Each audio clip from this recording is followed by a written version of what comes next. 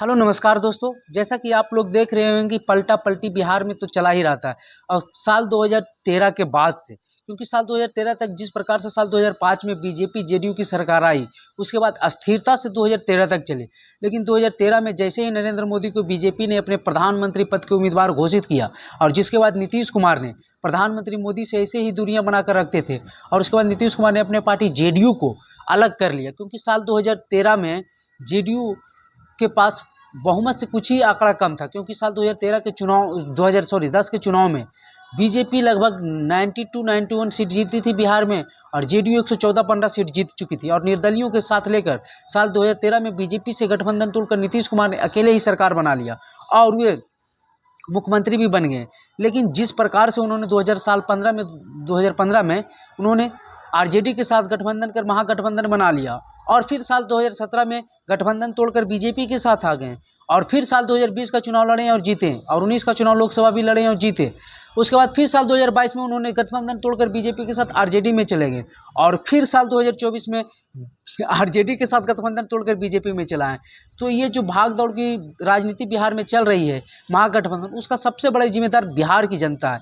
तो आप बोलेंगे बिहार की जनता कैसे, तो हम बताते हैं। क्योंकि बिहार की जनता डेवलपमेंट के नाम पर वोट नहीं देती है, ये सच्चाई है। क्योंकि जिस प्रकार से बिहार की जनता 1990 के बाद जाति आधारित वोटिंग होने लगा है, हालांकि उससे पहले भी होता था, लेकिन जिस प्रकार से अब हर एक पार्टियां के बिहार में हर एक पार्टी को अपने जाति और समीकरण के अनुसार बिहार में वोट फिक्स है कि आरजेडी है और आरजेडी के साथ जो भी गठबंधन करेगा तो आरजेडी के 20 से 23% वोट फिक्स है।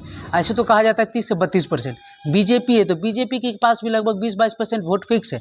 जेडीयू है तो जेडीयू के पास भी 16% फिक्स। तो इस समीकरण के अनुसार अगर सरकार बनती है कोई भी इलेक्शन में तो सीटों का बंटवारा उसी आधार पर होती है।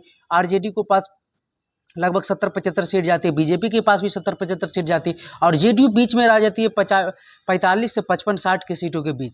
तो समीकरण हर एक बार ऐसा बन जाता है कि सरकार कोई अपने दम पर नहीं बना सकता और वोट तो हर एक पार्टी का अपने अपने आधार पर बट गया। चाहे मुद्दा कुछ भी हो, चाहे बिहार में विकास हो ना हो, लोग अपने अपने पार्टी अपने अपने जाति के आधार पर वोट देते हैं। एक पार्टी चुन ली है, बस कुछ ही % लोग हैं जो हर एक बार पलटते हैं कुछ समस्या लेकर या फिर विकास को लेकर। बाकी तो सब एक ही पार्टी को अपना अपना चुन लिए हैं। तो फिर सरकार में परिवर्तन कैसे होगा?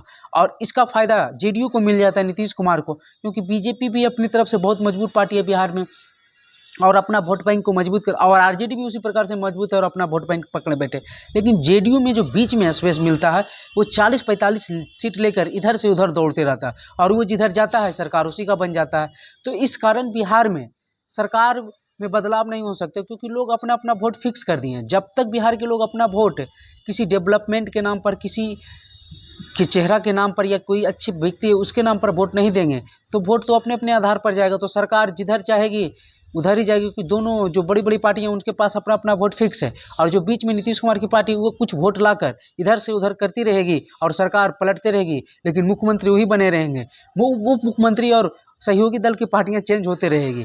तो इस प्रकार से हम कह सकते हैं कि बिहार की जो राजनीतिक भूचाल आता है, राजनीतिक में अस्थिरता आता है, राजनीतिक में जो भी बहुत लगभग 20 सालों से सरकार में बदलाव नहीं हुआ मुख्यमंत्री में, तो उसका सबसे बड़ा कारण बिहार की जनता ही है और डेवलपमेंट चाहती है और उसी के कारण ही बिहार में विकास नहीं हो पाता। क्योंकि जो भी पार्टी को या जो भी नेता को हमेशा वोट मिल जाएगा, उसका कोई डर ही नहीं कि हम मुख्यमंत्री पद हमसे जा सकता है।